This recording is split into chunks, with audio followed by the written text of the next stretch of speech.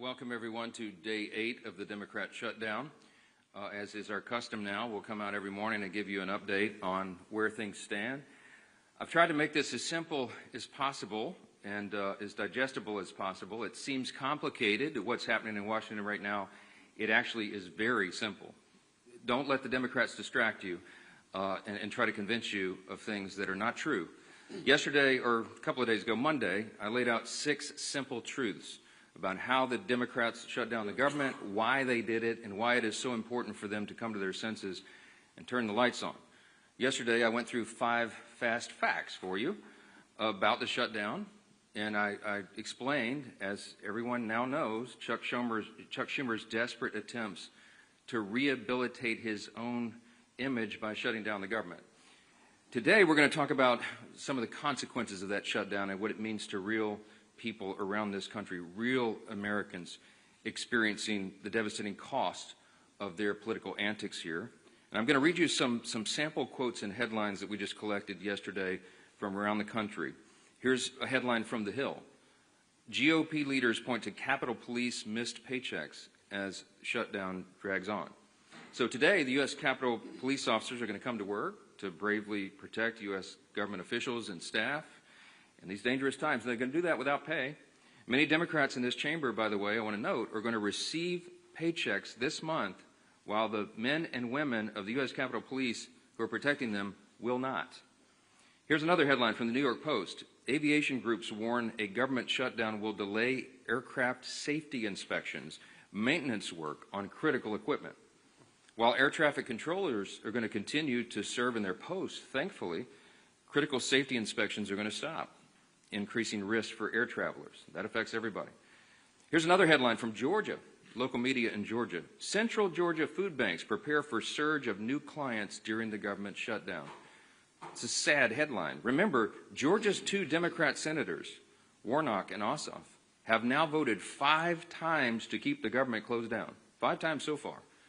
I suspect they may continue, and they're hurting real people in the state of Georgia. Here's one from New Hampshire local media. National parks caught in the crosshairs of government shutdown. Let me point out that both senators from New Hampshire, Senators Shaheen and Hassan, have repeatedly voted to keep the government closed, and New Hampshire's national park sites closed by extension. How about New Jersey?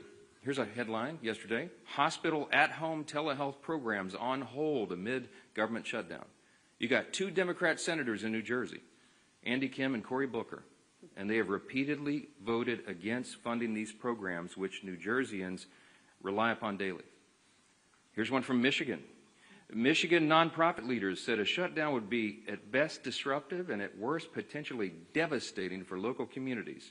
There are 2 Democrat senators in Michigan, Gary Peters and Alyssa Slotkin, and they have voted now 5 times to enable this devastation upon their communities. One more, I could do this all day. Here's one more from CBS News. Government shutdown fears have Colorado food banks bracing for potential new visitors. You guessed it. 2 Democrat senators from Colorado, Michael Bennet and John Hickenlooper, they keep voting over and over to keep the government closed. Democrats claim they want to negotiate, but that is already happening in a bipartisan, bicameral fashion. And we brought in the chairman of the House Appropriations Committee this morning, Tom Cole, who can talk more about that. But I just want to say this as I yield to Mr. Cole, and then you'll hear from the rest of the leaders, and I'll take some questions. There is one sad and inescapable fact that no one can forget here.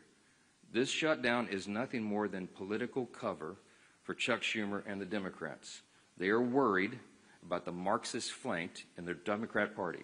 The Marxists are about to elect a mayor in New York City. That's Chuck Schumer's state, and he's terrified that he's going to get a challenge from his far left. I've noted that Chuck Schumer is a very far-left politician, but he's not far enough left for the communists, and they're coming for him. And so he has to put up his dukes and show a fight. So they picked a fight on something that's not even related at all to the shutdown and the funding that we should have gotten done by the end of September. We just need a stopgap measure to give us a little more time to get the job of Congress done. They refuse to do it because they're playing politics, and real Americans are paying the price for it. But let me introduce Chairman Cole, and he can tell you about some of these